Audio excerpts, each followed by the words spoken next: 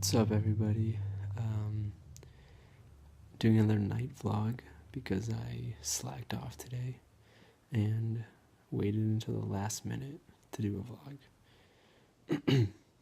I actually started a vlog um, in the middle of the day, and it was just going so poorly that I deleted it because I just was blabbering about pointless stuff.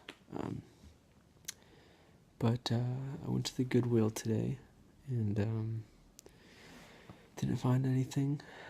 I gave away a lot of clothes when I left college this past semester because I felt it was time for a new wardrobe, and but I don't like spending a lot of money on clothes anymore. So I thought I would go to the Goodwill, and everything was either just kind of gross looking or just too big for me. Um, I'm kind of a skinny dude, so it's kind of hard to find clothing that fits me tightly enough. Um, so anyways, it's super late. It's actually the next day because like I said, I slacked and just didn't do a vlog earlier in the day. But yeah, I'm in my living room here, and this actually used to be my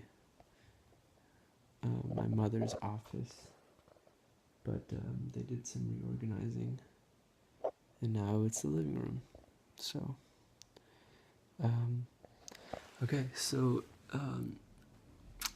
the topic I just wanted to briefly discuss today is shame. Um, Shame is a very strange emotion. I think you would consider it an emotion. You feel shameful or ashamed. Um, I've experienced a lot of shame in my life. I think it's because when I was growing up, a lot of my superiors, a lot of my elders, they expected a lot out of me. And when I wasn't able to deliver, I felt, guilty. I felt bad about myself.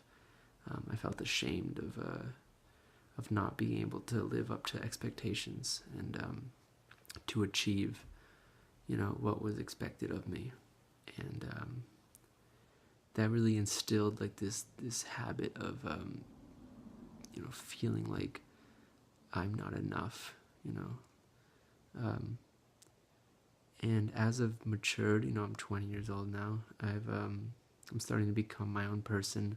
I'm starting to think about things for myself rather than just taking, other people's word for it. I'm starting to realize that shame is, it's kind of a waste of time, just like worry or doubt. It's kind of, and it's also it's rooted in thought. It's just in our head. We look down on ourselves.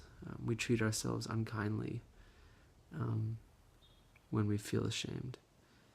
And the older I've gotten, the more and more I've realized that I don't need to be ashamed of myself. If I don't live up to my expectations or other people's expectations, I can always just do better next time. Really all you can do is your best, and you only find out what your best is by just really putting yourself out there and being vulnerable. It's actually interesting that this is today's topic because I'm actually reading this book right now. It's called The Story of the Human Body by Daniel Lieberman. I just started it tonight because I was reading that Turkish book, and I didn't finish it, but I got kind of bored of it because the author just like tells stories about, just really bland occurrences during his trip, and it just got kind of redundant and boring. So I started this book. I like switching back and forth from books. It makes it more interesting. Unless I get really into a book, then I just go straight through and finish it. But there was this one page that was talking about how everything is an adaptation. Like our emotions, our actions, they're all the result of adaptations from evolution. And he says, and we are not only evolved to cooperate, innovate, communicate, and nurture, but also to cheat, steal, lie, and murder. So, we evolved to nurture our children, but we also evolved to murder, in order to, survive. If someone had something that we needed to survive, like food or water, our brains evolved to resort to murder if we needed to survive. And that made me wonder, since shame was the thing that's been on my mind today, why did we evolve shame? Why did we adapt that emotion? What function does it have in our lives? And the only thing I could really think of is that shame helps us strive to be more successful or more ambitious. When we feel ashamed of ourselves because we didn't do something, or because we did something, or something we said or something we thought, I think it reminds us, when we remember the shame that we've experienced in the past, to strive the next time or in the future to be better or to do better. But there's only so much room for it. And, shame, I feel like shame is something that's going to occur throughout our lives over and over again, but hopefully less frequently, and hopefully we don't dwell on it as much. So, yeah, I'm learning to deal with shame. I think everyone experiences shame at some point.